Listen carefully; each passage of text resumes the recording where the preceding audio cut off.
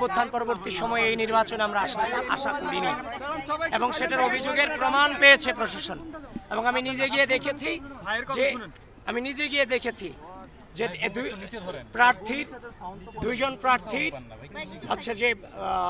দুইজন প্রার্থীর যে নামের পাশে ক্রস চিহ্ন দেওয়া ছিল আগে থেকেই, অভিযোগের পর আমি ভিতরে গিয়েছি, সেটা তারা স্বীকারও করে নিয়েছে।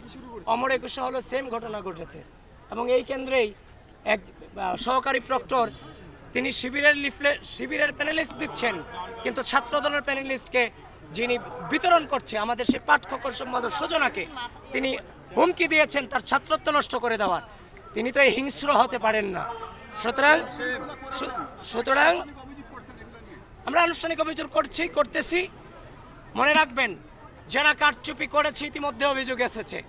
ঢাকা বিশ্ববিদ্যালয়ের মাটিতে বাংলাদেশের স্বাধীনতাকে যারা বিশ্বাস করে না, ঢাকা বিশ্ববিদ্যালয়ের শিক্ষার্থীদের মানবাধিকারকে যারা বিশ্বাস করে না, বাক স্বাধীনতাকে যারা বিশ্বাস করে না, এই ঢাকা বিশ্ববিদ্যালয়ের মাটি থেকে কারচুপির নির্বাচনের মধ্য দিয়ে তাদের উত্থানকে ঢাকা বিশ্ববিদ্যালয়ের শিক্ষার্থীরা কোনোভাবেই মেনে নেবে না। সুতরাং বিশ্ববিদ্যালয় প্রশাসনকে বলছি, এই কারচুপির এগেনস্টে দ্রুত ব্যবস্থা গ্রহণ করুন নির্বাচন কমিশন।